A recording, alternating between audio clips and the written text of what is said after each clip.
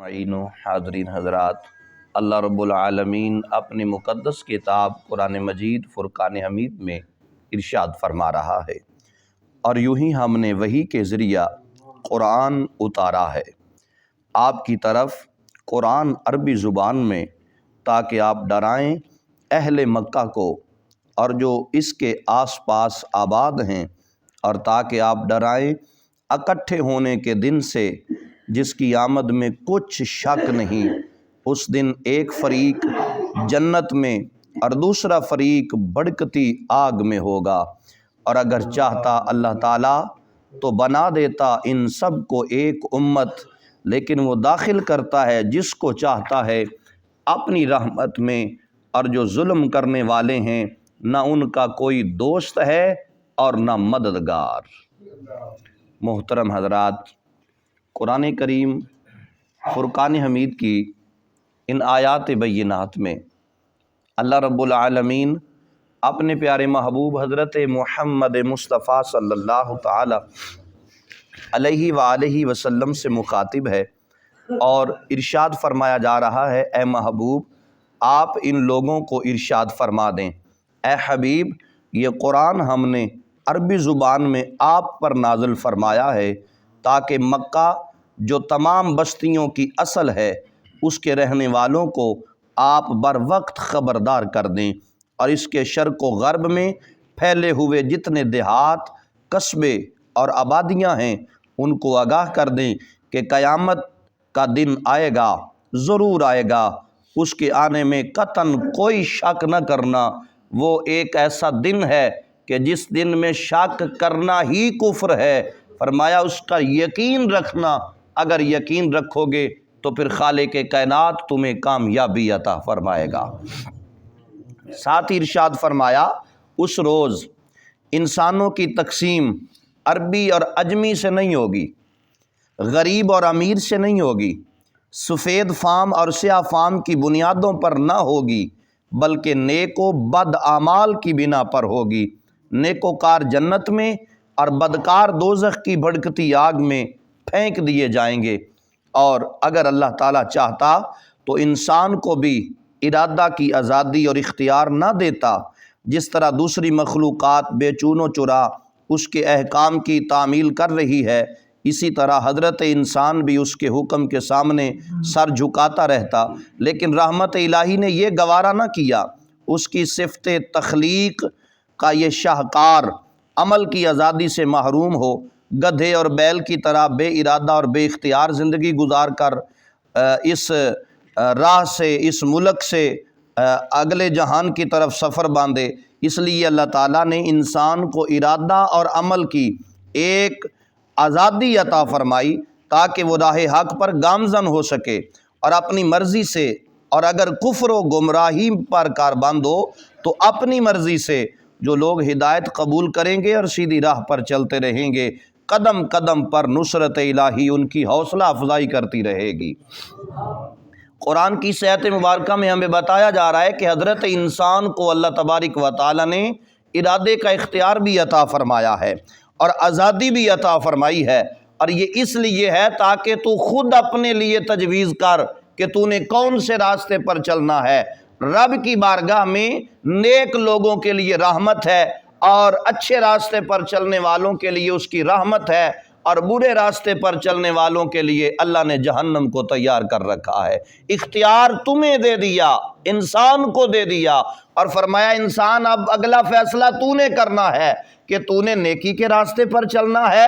یا گناہ کے راستے پر چلنا ہے۔ سزا اور جزا بھی بتا دی، یہ بھی بتا دیا کہ نیک راستے پر چلو گے تو تمہیں جنت کا اعلیٰ درجہ دیا جائے گا، اگر برے راستے پر چلو گے تو پھر برے راستے پر چلنے والوں کے لیے بھڑکتی ہوئی آگ ہے جہنم کی۔ اب فیصلہ فرمایا تمہارے ذمے ہے، یہ تم نے خود سوچنا ہے کہ ہم نے اپنے آپ کو جہنم کا ایندھن بنانا ہے یا ہم نے نیک راستے کو اختیار کر کے جنت الفردوس کے راستے پر جانا ہے۔ یہ اختیار حضرت انسان کو دے دیا اور فرمایا فیصلہ تو نے اپنے لیے خود کرنا ہے، میں نے تجھے یہ اختیار دے دیا ہے، اگر میں چاہوں تو تجھے بے اختیار کر دوں، لیکن ایسا میں نے چاہا نہیں ہے، ایسا میں نے کیا نہیں ہے۔ میں باقی مخلوق میں اور حضرت انسان میں ایک فرق یہ بھی رکھنا چاہتا ہوں، گدھا جو ہے وہ اپنے ارادے سے کچھ نہیں کر سکتا، بیل اپنے ارادے سے کچھ نہیں کر سکتا، اس کی فرمایا نکیل ایک انسان کے ہاتھ میں دی ہے، جس طرف وہ نکیل موڑتا جائے گا وہ گدھا اور وہ بیل اسی طرف مڑتا چلا جائے گا۔ انسان کو ایسا نہیں کہا، فرمایا تجھے اختیار دے دیا ہے، تجھے اختیار دے دیا ہے، اب تو چاہے تو برے راستے کو اختیار کر لے، چاہے تو اچھے راستے کو اختیار کر لے۔ اور فرمایا کہ جب لوگ ہدایت قبول کریں گے اور سیدھی راہ پر چلیں گے تو پھر اللہ کی نصرت ان کی حوصلہ افزائی کرتی رہے گی، اور جو بد نصیب دانستہ